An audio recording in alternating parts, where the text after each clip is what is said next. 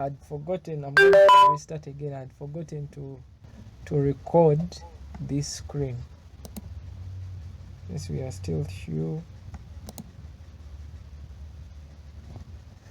Okay, so let's get started. So today we have started our Ethereum deep dive. So as we all know, Ethereum deep dive is a course that we are taking on first for a week and see feedback if we can take on another week. But in this course, we are going to start from absolute beginning.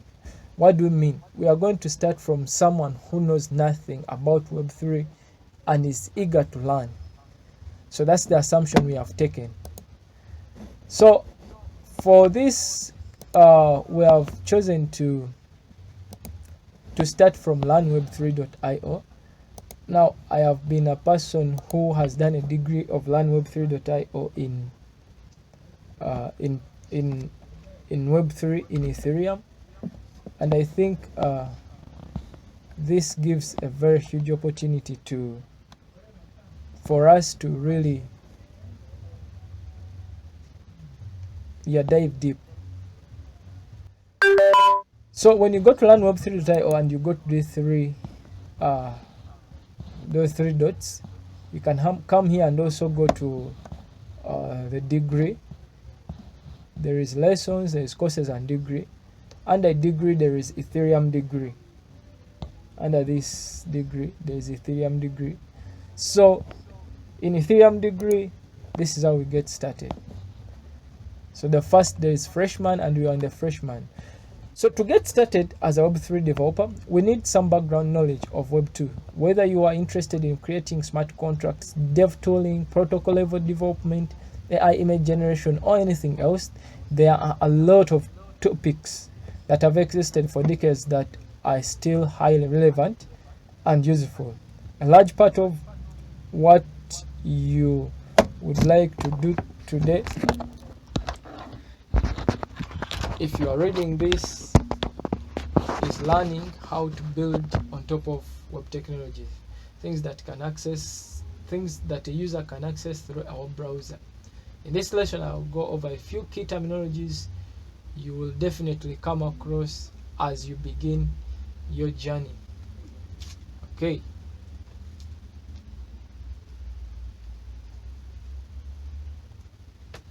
So this you have been as you begin your journey.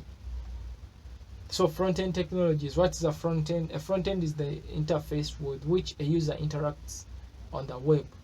The front-end refers to a website. You can browse around, click on things, maybe even write stuff. Mobile apps and desktop apps are also valid examples of front-end interfaces. So I think this is a self-explanatory that anything is a front-end, or whether an app, something that we are interacting with. Even this website is a front-end. For the purpose of this lesson, we are going to focus on web technologies. Have you ever thought about how web browser you are using? Chrome, Firefox, Safari, Edge, etc. website looks the exact same on all of them. This happens because of web standards. An organization known as the W3C, World Wide Web Consortium, sets standards, a set of explicit rules that all companies such as Google, Microsoft, Mozilla, Apple, etc. must follow when building things like web browsers across different devices and across different operating systems. Particularly, these standards are set around the three key things every web developer needs to have some familiarity with. We have HTML, CSS, and JavaScript. So, yeah, this is a great start. As you're learning, even the fundamentals, when you start from HTML, CSS, and JavaScript, they are developed under a given set of rules so that the same browser is viewed the same way from every search engine. HTML is a language used to visually place elements on your screen, things like the paragraphs you are reading right now, things like buttons, things like drop-down menus. You visually place elements across the screen using HTML. So one of the things we are going to be doing is, if you see a term that you don't understand, probably if you're a bit lost, you can feel free Then we also have we have this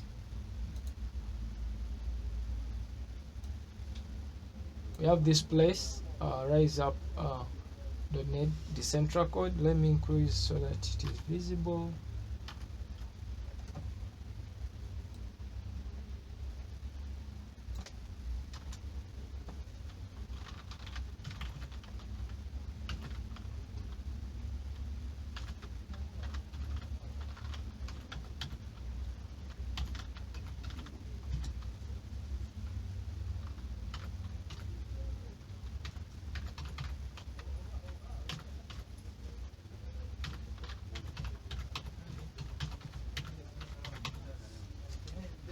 So this is the link, so you can also interact from here. I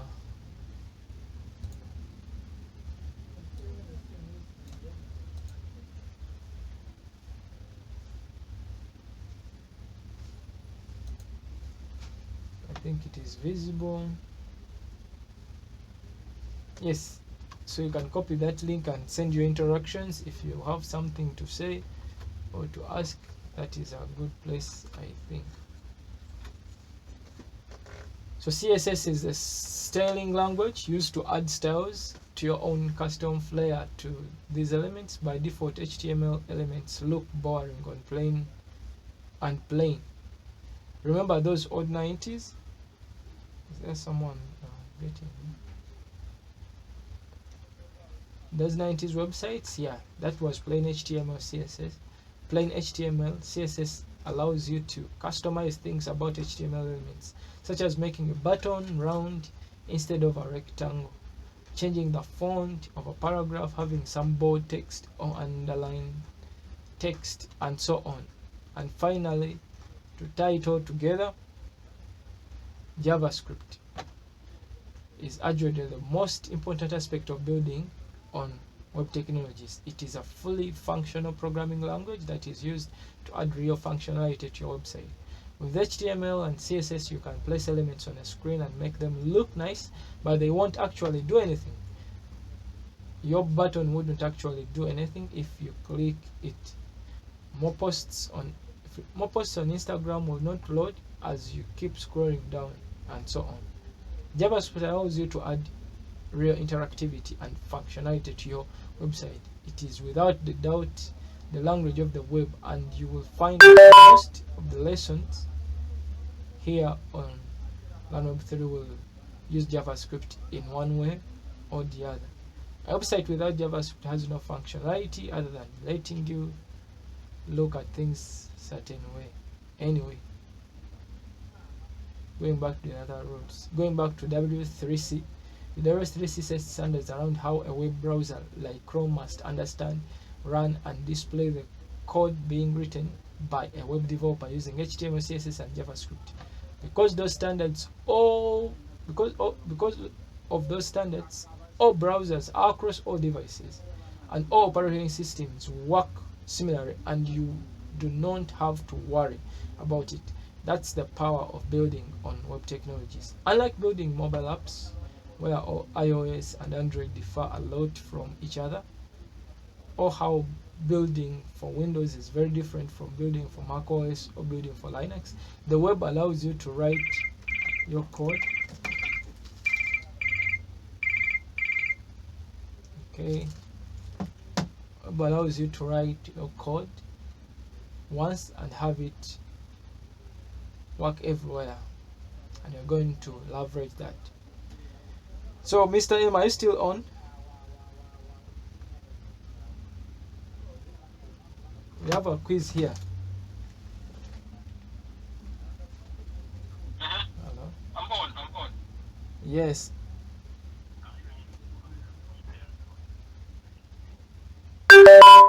Letting you in. There is someone who is not being let in.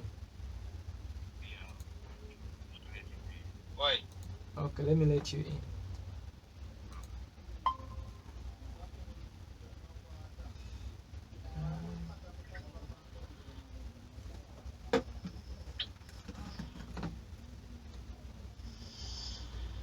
And sorry, for you guys whom we are not letting you in, admit. Okay, hope everyone is admitted.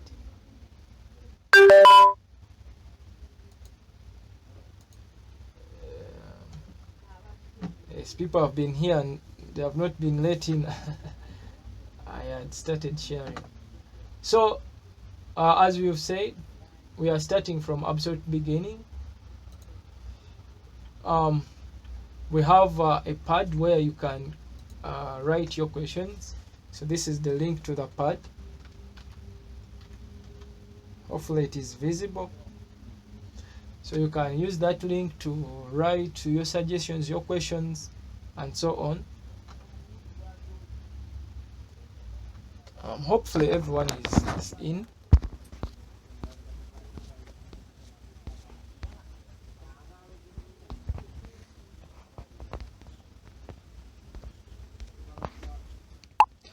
You can also use the link.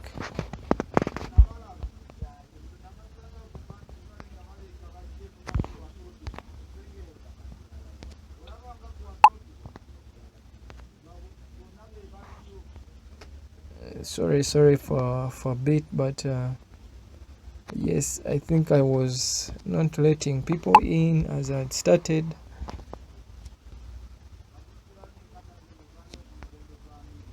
Yes, so you have to check there because I've shared the link on my X. Okay. Twitter. Some people can change.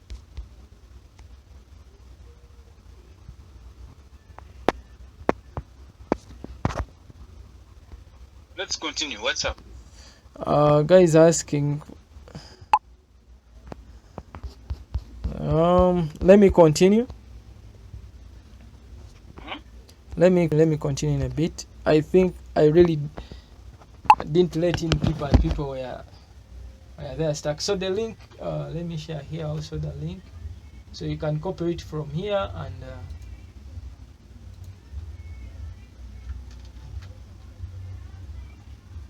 share with your friends. Okay, so as we are saying, we have started from absolute beginning.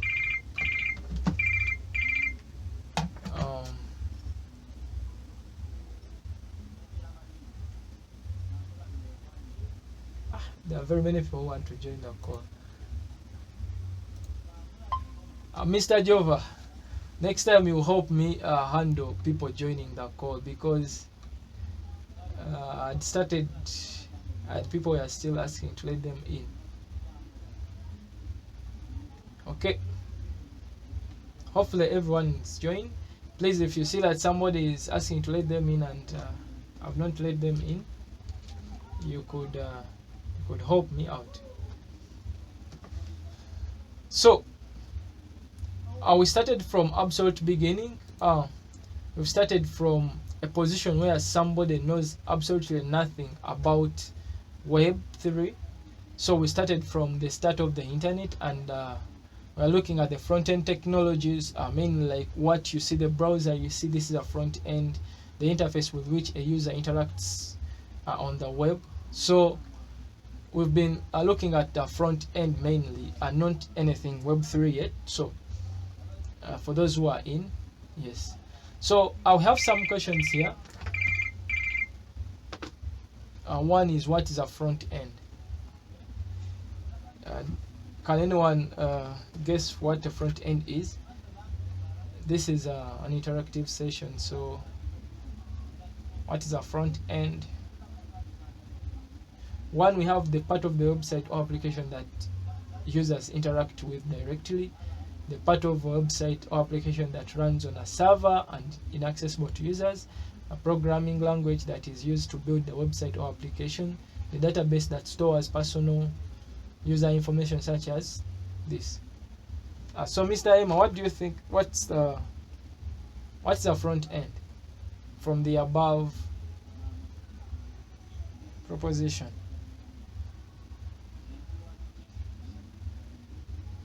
Any guess is okay.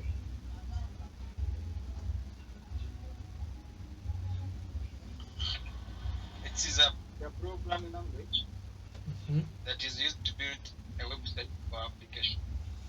So here we have the part of the website or application that users interact with directly. We have this. We have the part of the website or application that runs on the server. This. We have the programming language. It is this one, eh? No, actually, it is the first one. It is the first one. Yes, it is that part that the users interact with. Okay. This is great. Any other person?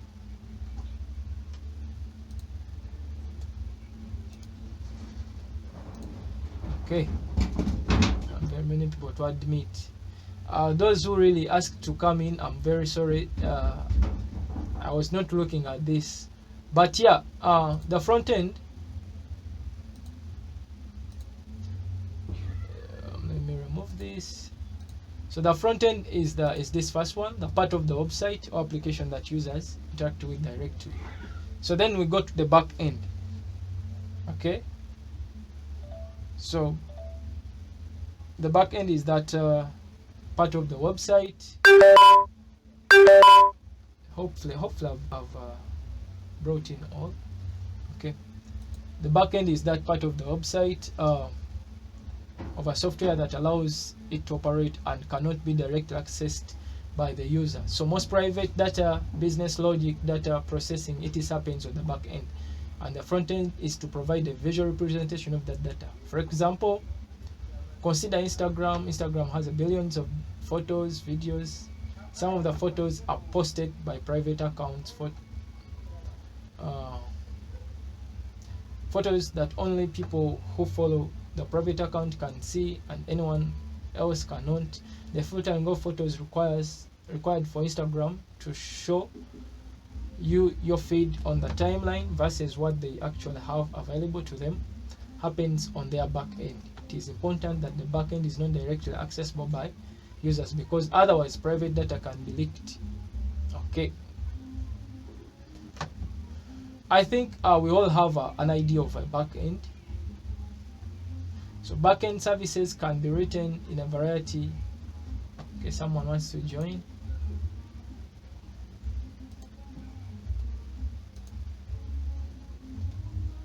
Okay. So yes, backend services can be written in a variety of programming languages: JavaScript, Rust, Go, Python, C. As you are starting your journey, however, since you are going to be learning JavaScript anyway for your front end, you might as well use JavaScript for the back end as well. So yes, so we have this question: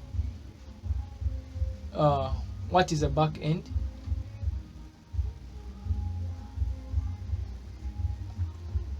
So for those who cannot speak, I can share this. You can always write in this rise up, right?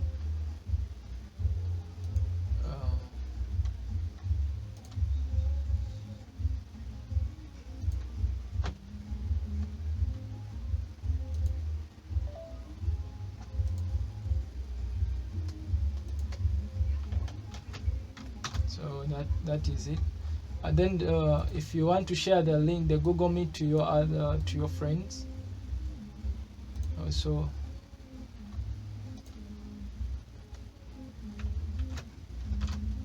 Okay, so from here, what is a back end? The part of the website or application that users interact with directly, the part of website or application that runs on the server and is inaccessible to users, the programming language that is used to build a website or application. Anyone who can have a hint on that?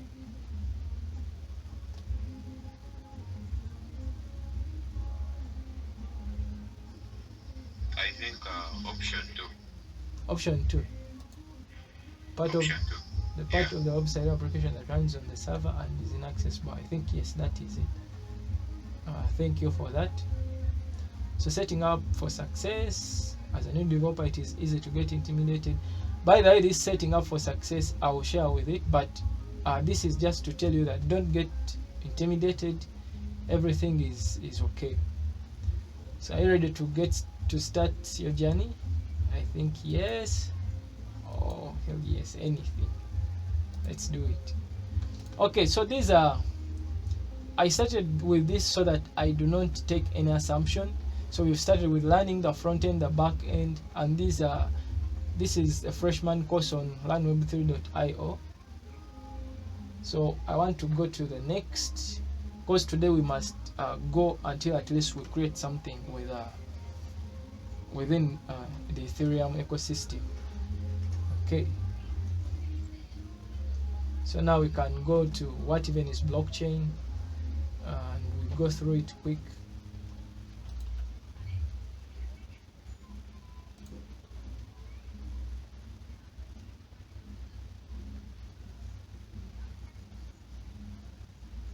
So what even is blockchain? Blockchain is a distributed digital mechanism that is used to record transactions and store data in a secure and transparent manner. It is based on a decentralized network of nodes that collectively maintain a single source of truth, allowing participants to interact with the system without the need of intermediaries. So yes, I think everyone knows about blockchain. Not everyone, but blockchain is a distributed ledger. Okay, let me go through it. A blockchain is a container data structure that aggregates transactions for inclusion in the public ledger. The blockchain in the public ledger, which is the blockchain. Each block in the chain contains a set of transactions that have been verified and recorded by the network of nodes through a process known as consensus. Once a block is added to the chain, it cannot be altered, deleted, creating an immutable record of all transactions on the network. Blockchains were popularized by the anonymous personal group Satoshi Nakamoto when they released the Bitcoin network in 2009. So Bitcoin is a network of cryptocurrency, is a cryptocurrency network, and it handles primarily the transfer of BTC assets across the network to a trusted middleman or authority, while ensuring the network itself is secure and cannot be hacked. Yeah, Bitcoin network is also likely to be the biggest bug bounty in the world. If you can hack it, you are an instant trillionaire. Who created Bitcoin? Anyone here?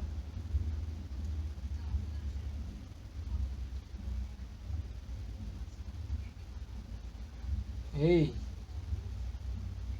I think Satoshi.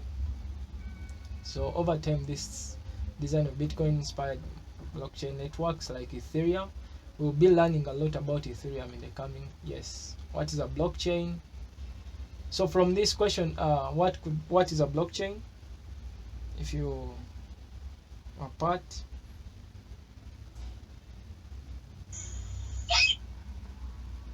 is it 1? Is it 2? Is it 3? Yes, you can. Okay, thank you so much. You can just keep answering.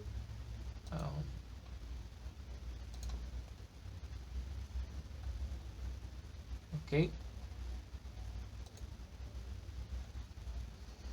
So, yeah. State management, Genesis, blockchain start off with a Genesis state when they launch. Bitcoin's Genesis state happened in 2009 when the public network launched. Ethereum's Genesis state happened in 2015 when it launched. Every transaction on a blockchain modifies the global state that is replicated across all nodes. So Genesis block, the book of the Genesis, the initial state. I think which one is the answer here? What's the Genesis block? I think it's the first transaction on the blockchain. The what? The first transaction on the blockchain. Okay, the first transaction of the blockchain is the initial state, the first transaction. Okay. Maybe I can now keep mixing up this introduction and just keep asking questions. Where are your cryptocurrency assets stored? In your digital wallet, in thousands of blockchain nodes, in your bank account?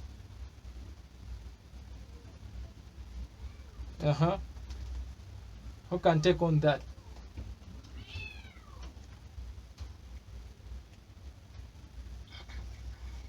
Hmm? Digital wallet. In digital wallet. Yeah, Not digital wallet.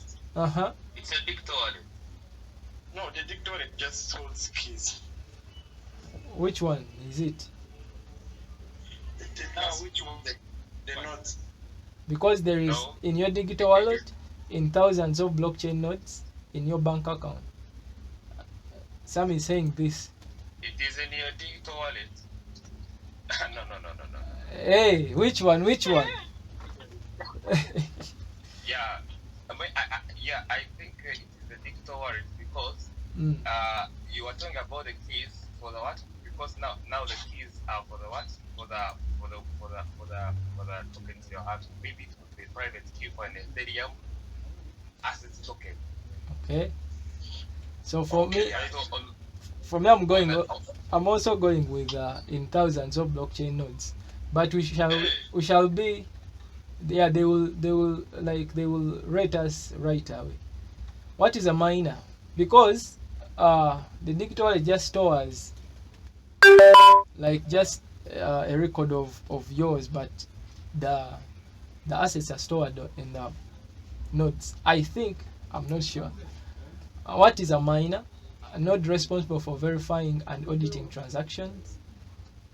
Someone mining for gold underground. A node responsible for proposing new blocks, verifying transactions, and auditing transactions. yeah, option C. Option C. Okay. Okay. Where do miners do hard work to secure the network? Why do miners do hard work to secure the network? One, for block rewards, for goodwill, for political reasons. Rewards. Okay, we are moving. Huh? What is a node in a blockchain network? A programming language, a cryptocurrency token, a computer running the blockchain software. Option C. Maybe. Isn't it B? No, C. It's C. Okay. All right. We are still moving.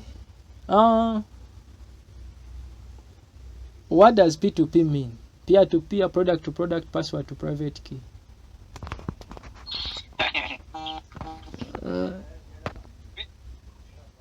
Peer to peer. Okay. The questions are not getting done. What are valid use cases for blockchain technologies? Storing and transferring assets, participating in decentralized governance, tracking food items across the supply chain, all of the above. All the above. Okay. All right. So let's now okay, there is this one. What is the term for when a blockchain splits? Fork, spoon, merge, cut. Fork. Is it a merge? Is it a fork? It's a fork. Okay, let's submit this quiz and then you scored 80%, so we can go back to our argument. I want the argument for the wallet. For the like wallet. How can the asset split? Yeah. So we are going to first leave the wallet alone and then submit the quiz.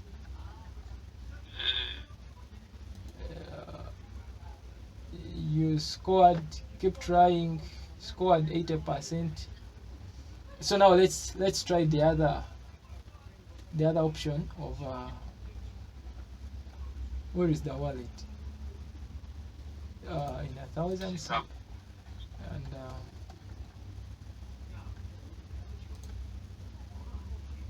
It's on top. you scored 90%. So that means that one is right. So you have another wrong one. I think the fork and the merge. Let's try the merge and see. It's not a match. 80%. It's not a merge, it's a fork. That's true. Fork. Yeah. So which one do we have wrong? All of the above? What are valid use cases for blockchain technology? Storing and transferring assets. You check for the digital wallet and see. For the digital wallet, it was on 80% when I checked But it. it's very correct. Yeah. Oh, Uh, okay. so what is a miner? A node responsible for proposing new blocks. Where is that one? So what is a Well, Genesis? I think that one I think it's this. something for validators. But I think this one.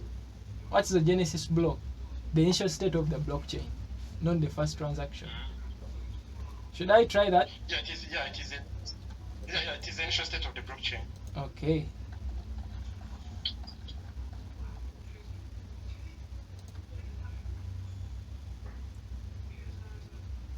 So yeah, we have gotten the perfect score. I think you've seen it down there. Yeah. So good revisions, good revisions. We are going to go to the next. What is Web3?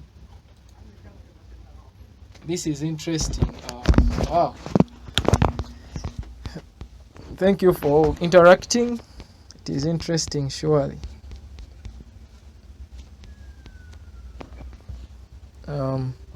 Is this gentleman asking me for the link? Okay. I think I'm out of that. Okay. So, where have we been? Okay, we are done with this. So let's go to this. What is Web3? Okay.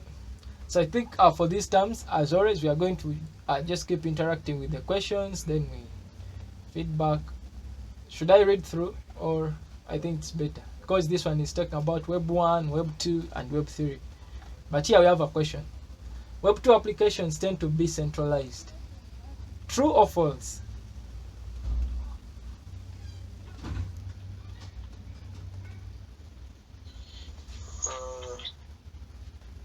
Yeah, it is true. They are centralized. True. Web 2. Okay. It is easier for data breaches to happen in Web 2 applications. True or false? True. It's true because there's no blockchain. That's what I. Okay, then we are in Web 3.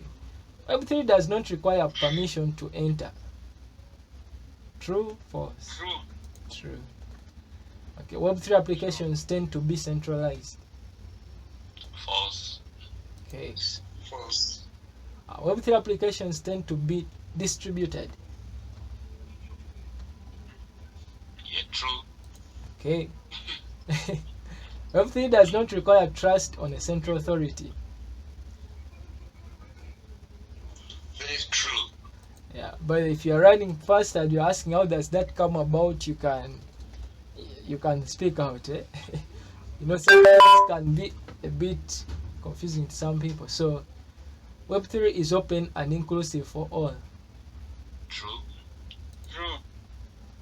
Web3 is controlled by a few trusted entities. False. Okay. False. Let's submit the quiz and then see. Yeah, this one we are good. We are good. We got the perfect score. Okay. So now we are going to what is Ethereum. And then we start bring our machines to work.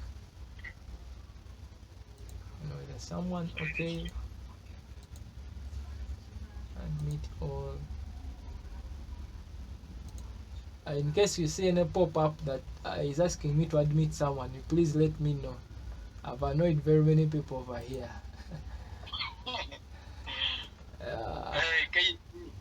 Okay. So what is Ethereum? I think we are also going to do it the way we have been doing. Here is an explanation, but we are going to go the question way. So how are smart contracts executed? If maybe the question is disturbing us, then we shall go back up and read through like that. That is number 2 on the Ethereum virtual machine. please. Okay, it's number 2 on the Ethereum virtual machine. Alright, I think that one we agree. Ethereum currently uses which consensus algorithm? Proof of work, proof of stake, proof of authority?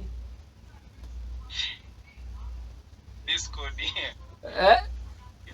This code question. Anyone who knows this answer? What the proof of stake? Proof of stake. Great. Hey. Okay, we can go through it. It maintains a consensus across all the computers in the network with proof of stake. The Serenity patch introduced in September of 2022 made the switch for Ethereum going from proof of work to proof of stake mechanism. Okay. So in the Serenity patch, Ethereum moved from proof of work to proof of stake. True, false? True. That's an absolute true. Okay, we are almost heading to the hands-on. So, what is the native currency for Ethereum? We have NEAR, ETH, BTC, Matic. Matic. Matic. Who doesn't know that? Yeah, we can first go with Matic. If you write a smart contract on the Ethereum mainnet, it will be replicated and processed on all computers on the Ethereum main network. True, false? Repeat the question. If you write a smart contract on the Ethereum mainnet, it will be replicated and processed on all the computers on the Ethereum main network. True or false?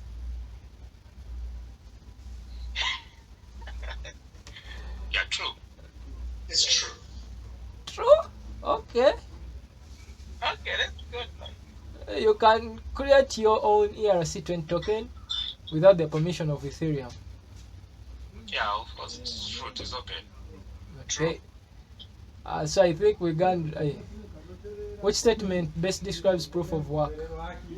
Miners with the most currency are allowed to mine and add blocks to the blockchain. Miners compete to solve computational puzzles. The winner of the competition gets to add a block to the blockchain. Miners work to compute an EVM routing problem. The first miner to solve the problem gets to add the blockchain. Option B. Option first one, second one. Second one. Okay.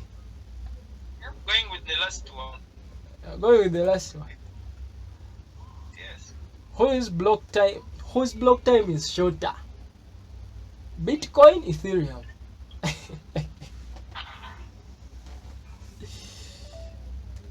First if.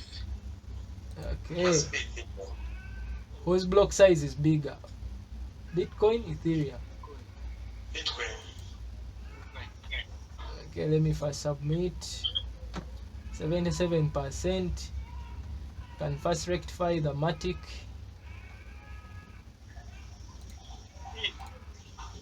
ETH. And see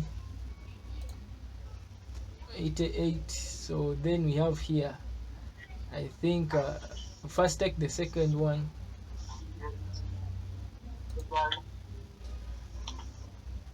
I think someone was wrong who said the last one. Okay. So now we have started the practicals. Setting up a crypto wallet. So hopefully we are moving at a pace that is relatively okay for everyone.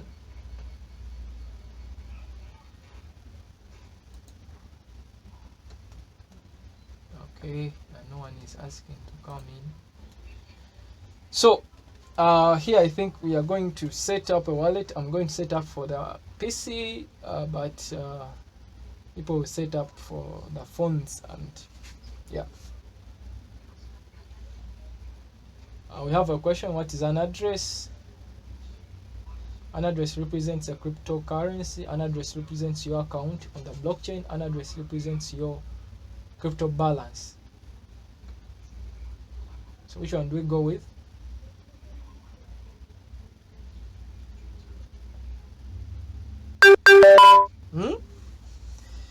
Let's repeat the question again. What is an address? An address represents a cryptocurrency. An address represents your account on the blockchain.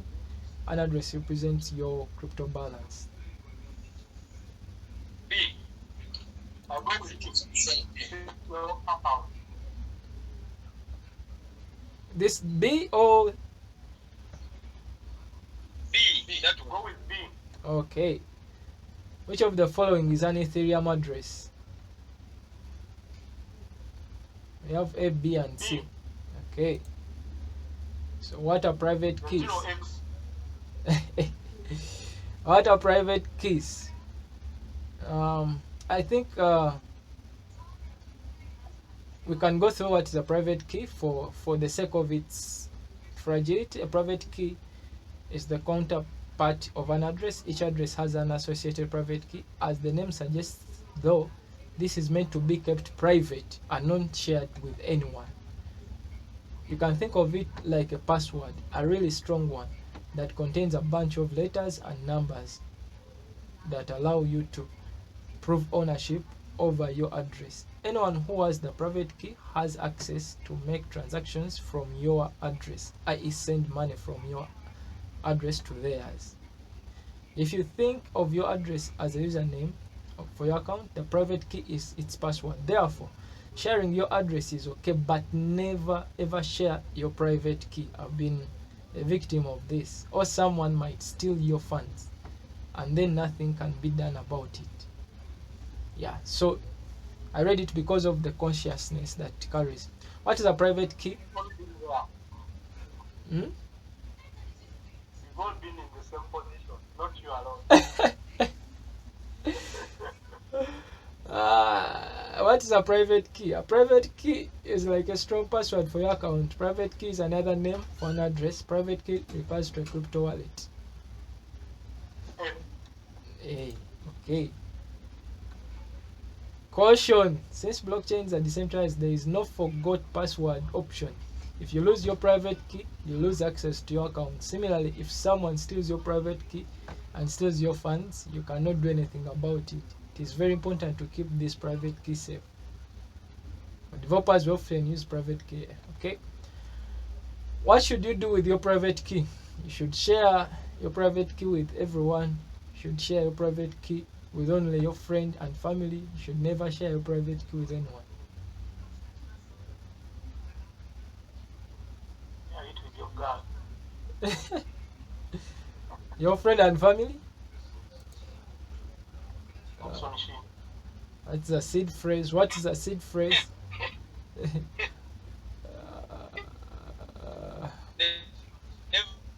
never share it with them. What is a seed phrase? A seed phrase is like a password for your address. Seed phrase is like a master password for your crypto wallet. Seed phrase is like a password for private key. What is a seed phrase? I think it's B. C. Because the reason why I think it's B, I may be wrong, but usually what that sequence does, you can use it to decode over the secret, then you get back your private key. So usually what these wallets do, they don't store the private key as such. Usually they store the seed phrase that they use to decode the private key. Okay. I think also it's B. What is an example of a seed phrase? Correct horse, butterfly, this. Which option is that? B,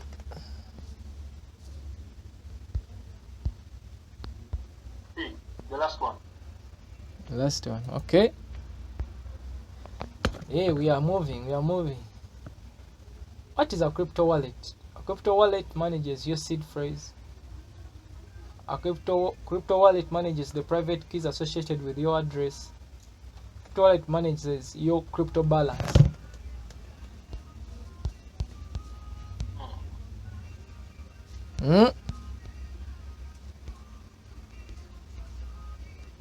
I think it's B. It manages the private keys. This one or this one? Or this one? Manages the Private. private keys. Okay. I go with B. Okay. That is MetaMask, an Ethereum wallet, Bitcoin, Solana wallet. Ethereum. Have you downloaded the wallet and set it up? Okay, let's download the wallet and set up one.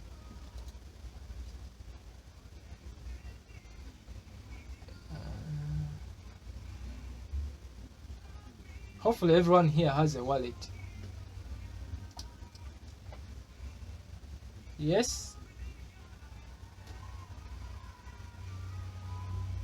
I'm trying to load Chromium, because every other browser of mine has a wallet, so this one also has a wallet. Okay, this is the wallet. I think do we need to go through the process?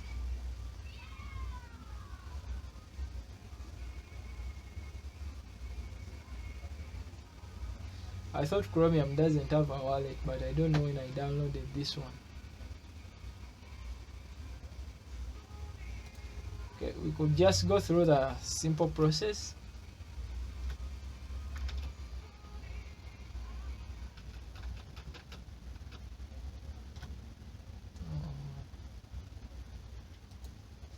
So for you to download the wallet, you go to, we use MetaMask,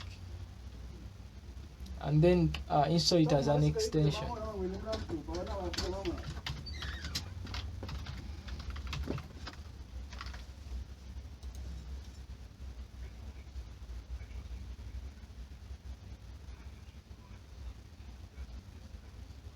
So you go to here, download wallet.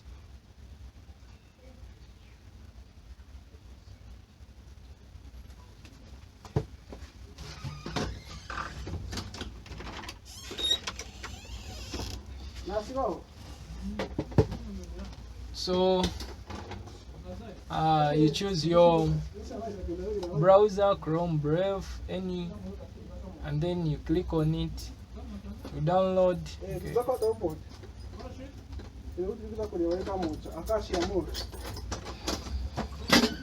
Shouting here.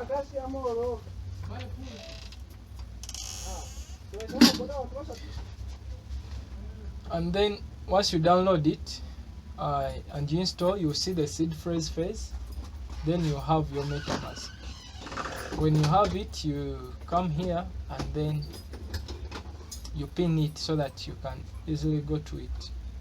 But for my sake, I already have a MetaMask wallet. Please, if there is anyone who has problems with the MetaMask, you can share with us and see how to help you on that. Hopefully we can go back and say yes. You have 87. So we misfired on something. That is a crypto wallet.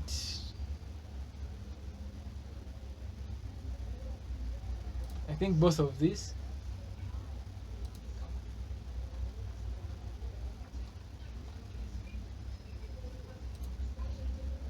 Oh, you can select more than one. Yes. We have 87. That means we are. What was looking for the doctor? Wait, hey, you can be confused and select any. Why does Joseph Fred? Let me remove this.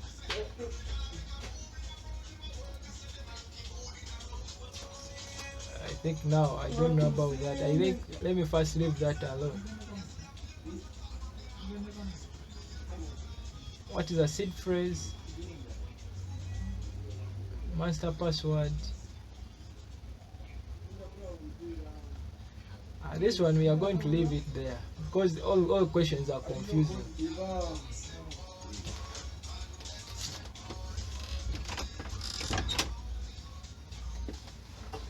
Okay.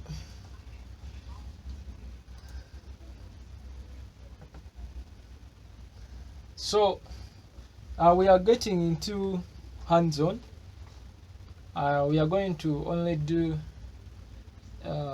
these two modules, or even one. Hey, it's already 8. Should we continue?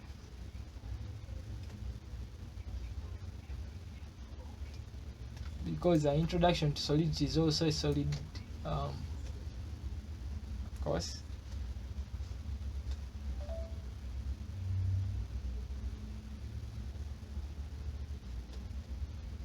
Or we should have a break. I'm waiting for your feedback.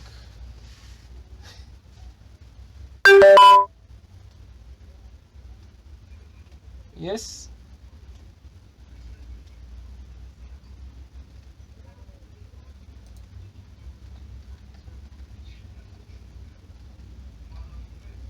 Members, is it okay to continue?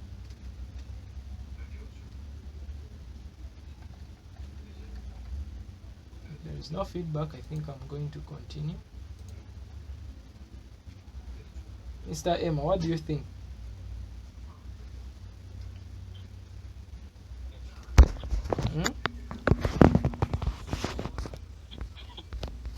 Okay. Maybe you have a break. Yes, we can have a break. We can have a chat. You can discuss anything you feel.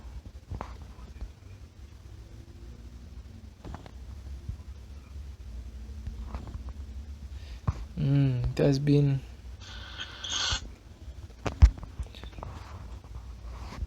so in this break.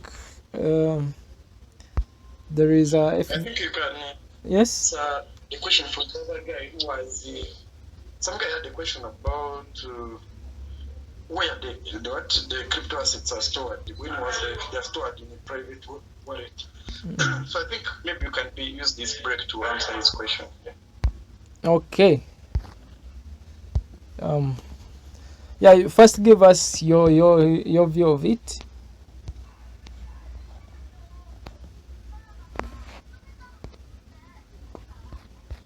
Well, of course, like any other asset.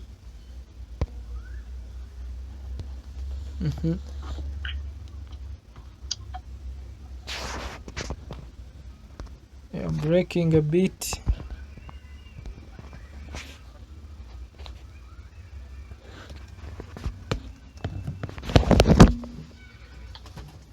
It seems I don't know. You're breaking. Okay. Okay, now you are clear. You mean now? Yes. So I was like, just like any other asset, like a house. You know, if you had its keys, when you are selling it, you only hand over your keys to someone else, but the house remains in the same place. So even the assets on the blockchain, literally they don't move off, maybe to go somewhere else. But simply what happens is that if you are giving your keys to someone else, so now the wallet, what the wallet does is that it stores for you those keys securely and safe. Yeah, you can also access them. Literally, the wallet helps you to keep those keys. So, in case you want to sell your assets on the blockchain, like Ethereum or Bitcoin, you are just simply handing over your keys to someone else. Yeah. So that's what I think. So the wallet just simply has your keys, just like how you can have the keys for your house, and when you sell it, you only give him the keys, but you don't carry the intent and take it to that person. Yeah. That's what I think. So I don't know. You guys can correct me in case I'm not okay. Yeah, thank you. I think you have the point. And the discussion we have, assets, are they stored in the blocks? Are they stored on your wallet? And yeah, that's I think the discussion we are having. So, anyone in lighting of that, what do you think?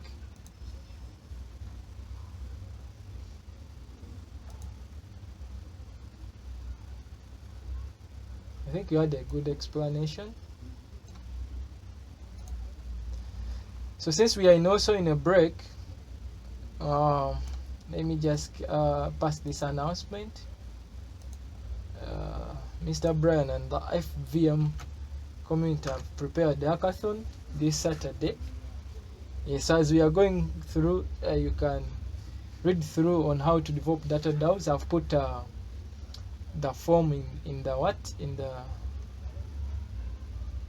they call that, in the chat, and it's also here, so you can look through the form, read about data DAOs with FVM, and you register.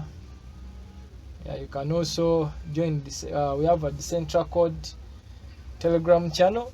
For us, we are doing discussions about the FVM hackathon and how to build during the entire day. So yeah, let's continue. By the way, there are very many questions. There are very many bit intriguing questions that I also saw.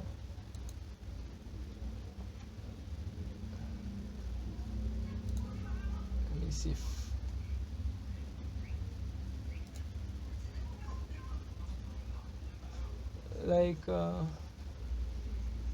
what is an address? This one is clear. That is a private key.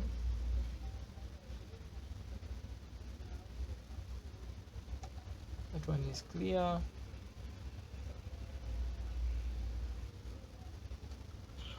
Okay, an address. I didn't get two actually.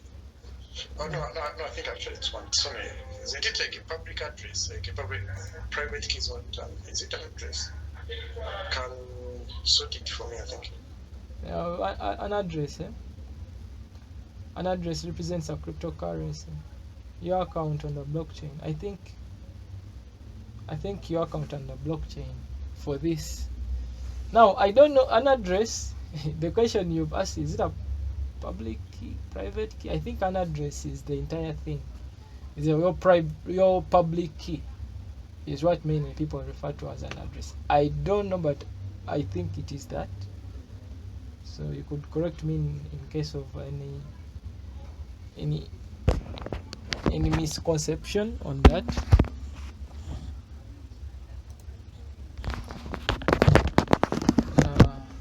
But there are some tricky, as you said, there are some tricky.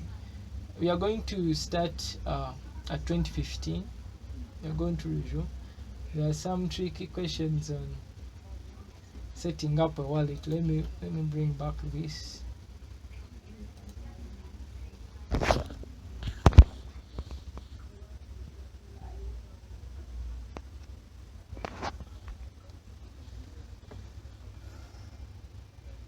This was the one which,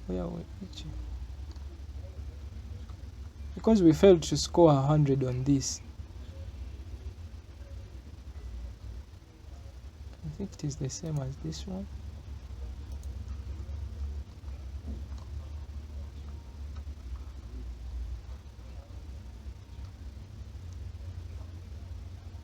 What is a seed phrase? Hey, what is a seed phrase? We can keep. I can discuss on that.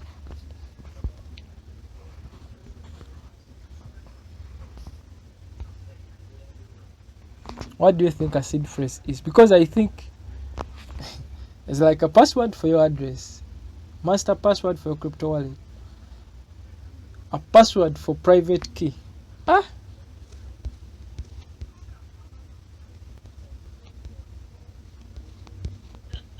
I think it's not for the private key. It's a password for the private key. Because for sure we have not gotten 100 here. So try to check that. Is that the only option?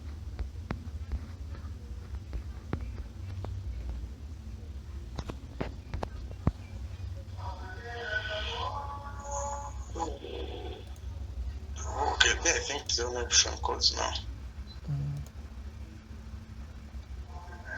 Okay. Let me try to submit that and see if we have 100 this time. We have 75. So from 87 we have went to 75.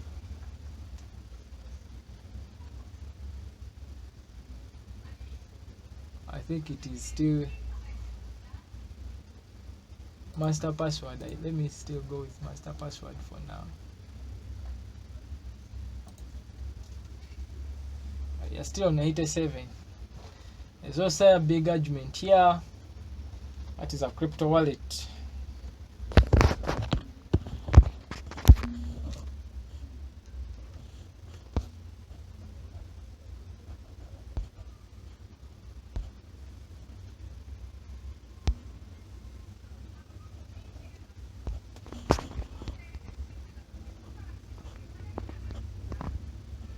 What is a crypto wallet?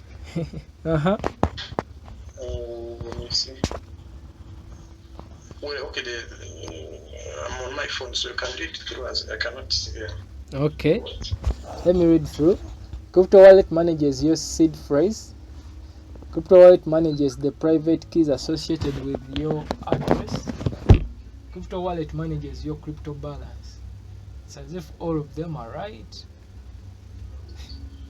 Well, I think it is option B because it is one which generates the seed phrase itself, right? Okay. Let me submit. Now we are still on 87. I'm confused. Okay, then it manages the seed phrase.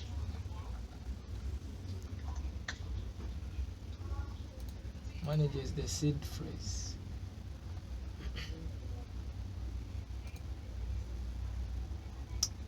Indeed. At last we have gotten it. That is great. We have 2 more minutes.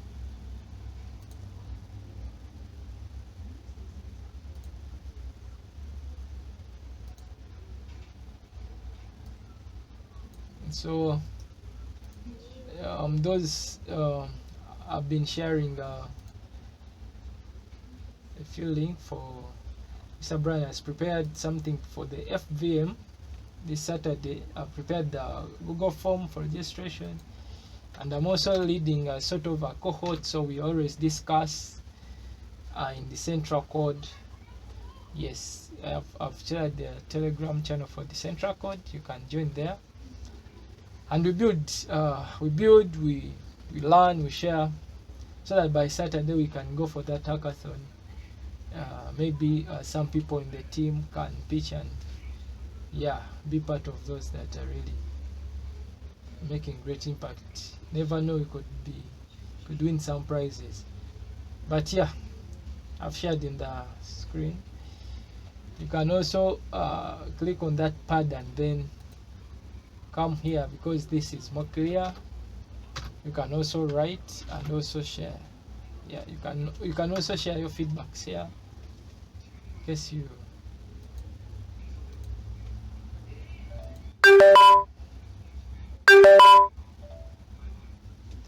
okay. So we now continue to Solidity. I think due to the intensity of the beginning of our beginning journey, we are going to complete Solidity. We have 2 more units, but it will depend. So what is Solidity? Solidity is an object-oriented high-level language for implementing smart contracts. It is designed to target Ethereum virtual machine. It is statically typed, supports inheritance, libraries, and complex user-defined types, among other features. So on which virtual machine does Solidity run? You have a question here. You have the JVM, EVM, and KVM.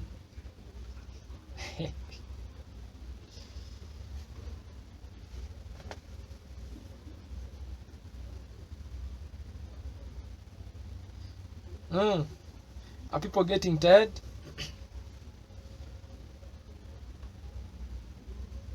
Is it?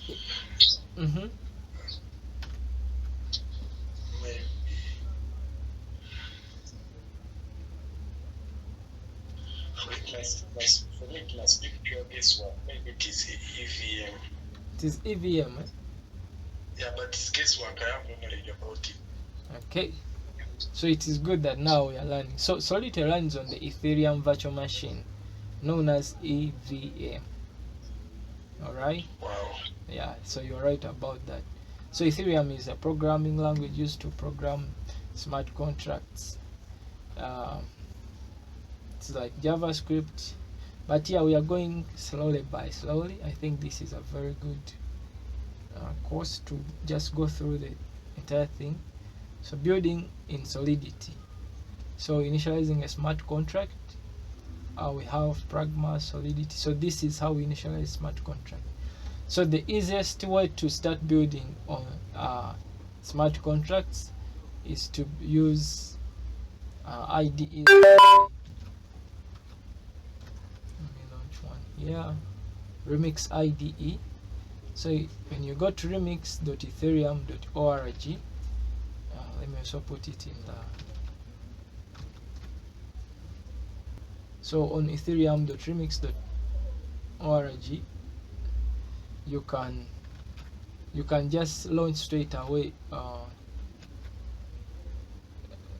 this working environment, the Remix working environment, which can help you to program smart contracts. Now, even if you don't know so much about smart contracts, you can come to the Ethereum virtual machine and then tweak around with already made smart contracts and see how they behave.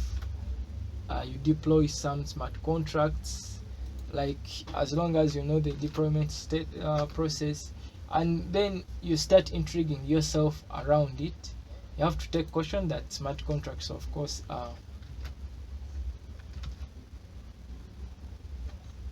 need extra caution, but yes, you can do something about it.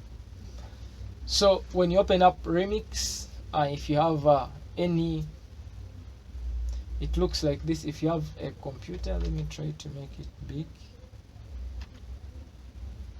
Hopefully it is visible, I don't know, but it has this tab which has sort of like the home. It is like the VS Code, but it is Remix. This tab, and this tab where your smart contracts also reside, this tab. Okay, and hopefully today we are going to do something.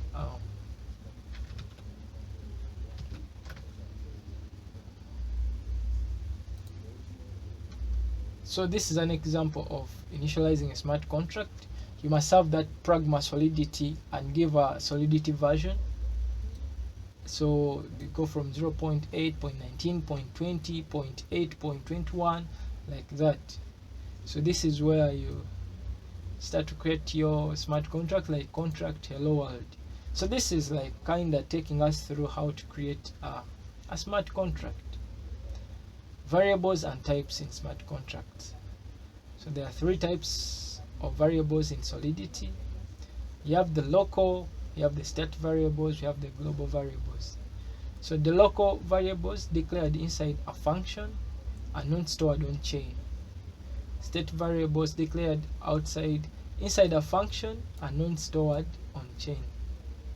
This one, not stored on chain. So state variables are declared outside of a function to maintain global state within the contract, and they are stored on chain. Global variables, so provide information about the chain. They are injected by the EVM during the runtime. So when you see like a balance dot sender, things like that, those include things like transaction sender, block hash, timestamps, etc. Okay. The scope of variables is defined by where they are declared, not their value. So setting a local variable's value to a global variable does not make it global variable. Okay, we are going to continue. So what are state variables in Solidity? They are declared inside a function and are not stored on blockchain. They are declared outside a function and stored on blockchain. They provide information about the blockchain. Any guess? It is becoming harder.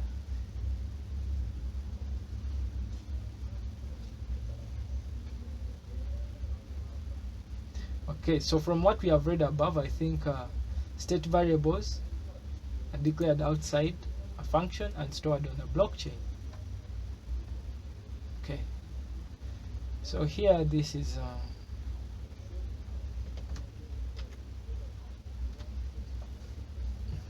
So as we see, this is the declaring of our contract. So here we are defining the Solidity version we are using. So if you go to remix, when you come here, you see, I think it is here.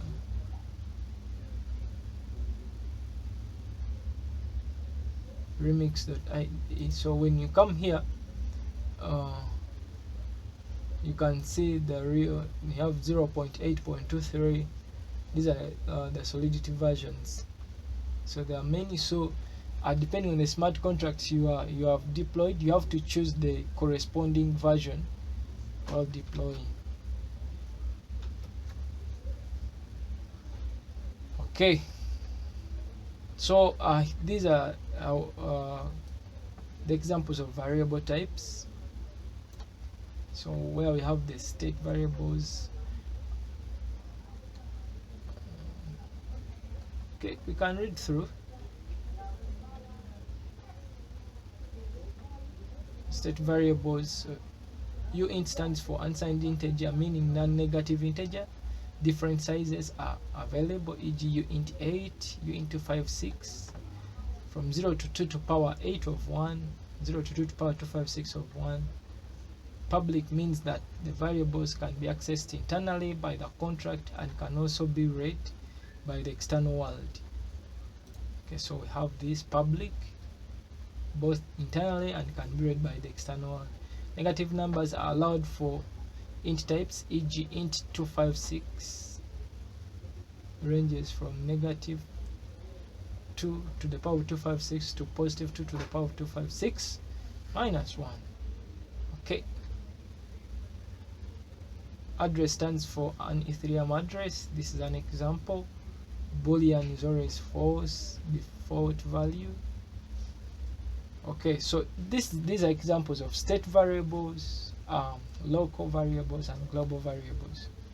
What does uint stand for? I think we can go for unsigned integer. Are we still here? Yeah.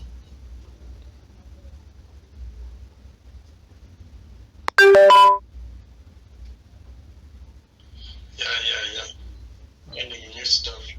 Okay, that is great. Yeah, you can go slower. What's the range of uint 8? As we saw, I think above, uint 8 from 0 to the power of 8 minus 1. What's the default value of a Boolean variable? So it's always false. What's the default value of an address variable? Default, I think it's this one. So functions, we have loops and if-else statements.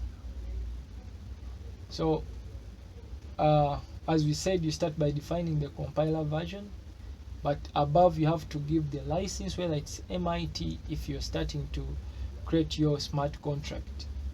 So we have Pragma Solidity, this compiler version. Start by creating a contract named conditions. So we have contract conditions. So yeah, so now this contract name is called conditions. So that means that if you're naming maybe your contract file can be called conditions.sol, then contract conditions, then you declare your variables, global variable, uint public, access both in the contract and externally. Okay, function. So we have now, name of the function is set. It takes in an uint. This uint sets the state variable now. It is declared as a public function, meaning it can be called from within the contract and also externally. So this function set uint will get this num and set it to this variable that is declared inside the function. And by the most of the, when you are setting variables, this is the procedure. Okay, then you have, so you can set a value of this num to this in num, and then get that value and maybe display it in your DApp. So like this function get public view. So this view keyword is for only viewing. It does not make changes to the smart contract. If you have things like pure, you can then, instead of view, you can then make changes to the smart contract. So view returns uint, then we return the num. So here this num was assigned to this this variable num, which set it to a value, and then this get will get that num and then maybe display it. So function for you into 5 says public returns. So we have a condition is less than 10, return 0, else if. So this is if and else statement. Condition is less than 20, return something else. So else is the default condition. If the function does not meet any of these statements, then it will return 2. Okay, so these are good examples. We can go through them. Then the loop. So loops usually are used in 4 statements. For I equals 0, I less than 10, I plus plus. That means that we have a loop that starts from 0 and increments the counter by 1. So the next time the loop will go to 1 and will stop at 9 because these are integers. Uint. So I less than 10, so from 0, 1, 2 up to 9. And then we have a condition if I is exactly 3. So double equal stands for exactly. Small equal stands for if I is assigned to 0. Okay, no, this is an assigned operator. So that means that for an operation where I is first initially assigned to 0, then I is incremented by 1, and I being less than its last condition. Then if I is exactly 3, skip to the next iteration. So if I is exactly 5, exit the loop. That means that this loop will exit when I is 5, so it will not even reach 9, but it will not then execute a condition where I is exactly 3 because it will skip the loop and continue. Okay, so yeah, that is a small overview of the Solidity programming language. It is not that hard. What is the significance of public keyword in the function definitions?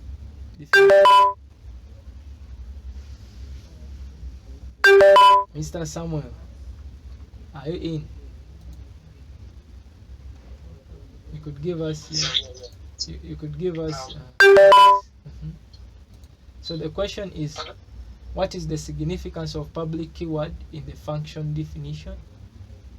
So here, function can only be called internally by the other smart contract functions. Function can only be called externally. It can be called from within the contract and also externally. I think so. Yes, you are very right. So the public keyword provides for calling a function internally and externally. But as we shall see in the future, also due to this functionality and capability, it can cause an increase in gas during transaction. What is the significance of the view keyword in the function definition? It means that the function can change the state of the contract. Function can't change the state of the contract. It makes any function gasless. That's the significance of the view keyword. I think it is a function can't change the state of the contract. Yeah, great. You are taking in.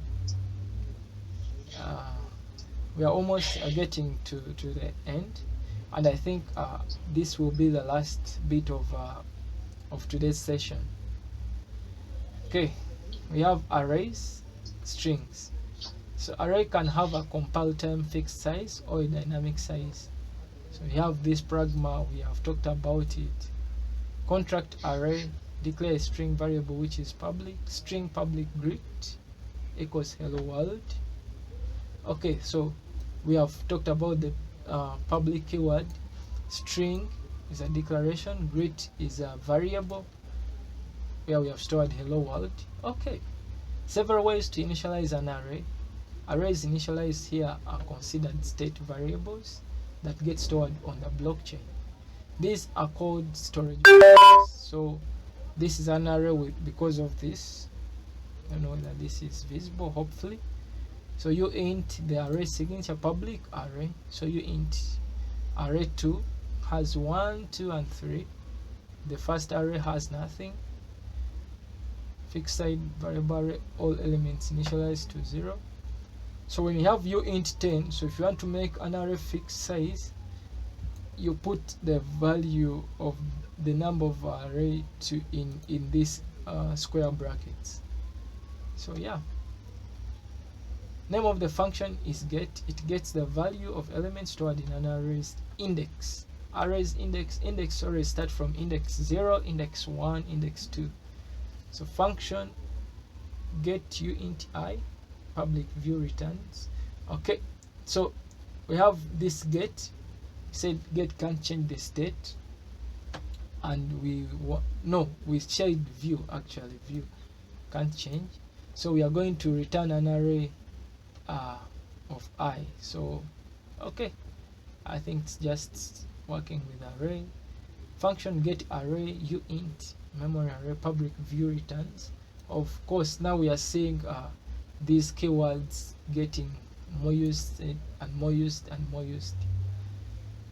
So we always put in the array memory array. We have always been having something we put in here, but we haven't used array. So arrays always go with memory because they are writing into the memory. Okay, this function returns string memory. The reason memory keyword is added is because string internally works as an array. Here the string is only needed while the function executes. Function full public returns, okay, string memory return C.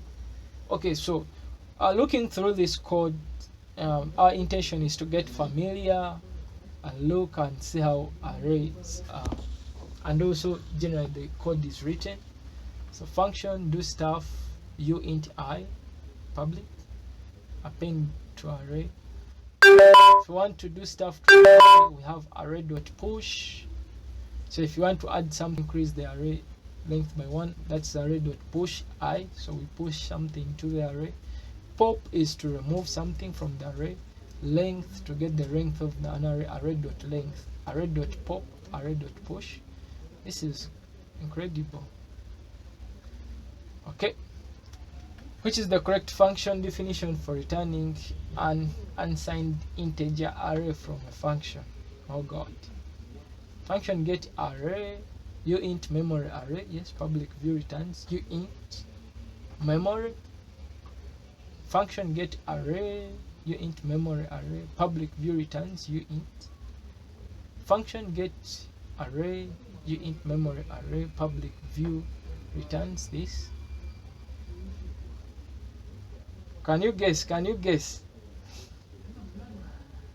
This is tough, but I guess is okay.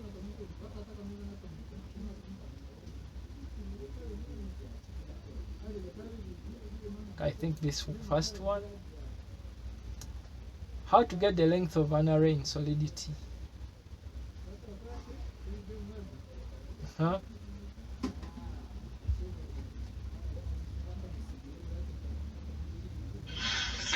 It is that one I'm pointing on, if I'm not mistaken. Yes? I think it is the array size open quotes around. Okay, it's array dot length. So it was something that we are saying here. Yeah, as you keep, of course, reading and revisiting, it becomes easy. How to add an element to an array in Solidity? We have array.push, array.add, array.back, array.move. Which one could be? Your screen had gone off. How to add an element to an array in Solidity? Array.push, array.add, array.back, array.move. I think array.push. Yeah, we can check here. So this will increase the length. Array.push.pop will remove. Array.length will find the length. I think that is okay. So DYOR, do your own research. What is msg.send? Address of the caller, function name, phone number of the person who is texting you, none of the above. So it's always address of the caller as we write message.sender. So your address if you're the one deploying the smart contract. Yeah. What's the value of block.coinbase? This one I don't know. Address of Coinbase's exchange. Address of the miner who mined that block. Current address. The address of the first block. It could be the first one. We submit. Okay. We scored 92. I think the problem is with the Coinbase thing. Let me give it the second one. Yeah. So value of block.coinbase is the address of the miner who mined that block. Okay, we've really gone 1.5 hours. Yeah, this is, I think, is going to mark the end of this session. You can give me your feedback if you want to revisit this and then go through them yourselves. Let me post the link.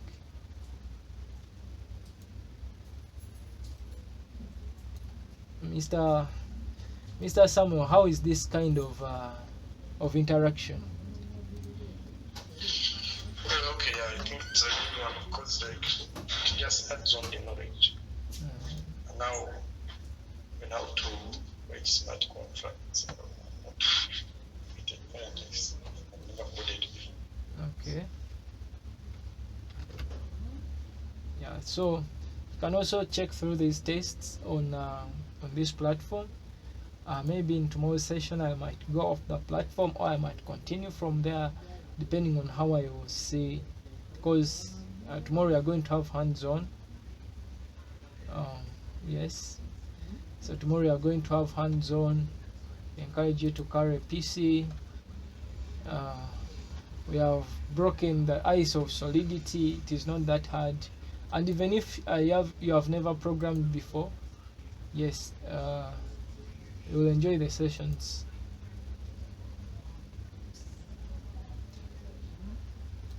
Today Mr. Samuel has been the most active. Mr. Kasumba, Mr. Brian, and everyone who is here. We really appreciate your feedback. Is really appreciated. Okay, so I think we can end the session here. Thank you for tuning. See you tomorrow. We are in this for a week. Thank you. You're welcome. Any feedback is also welcome.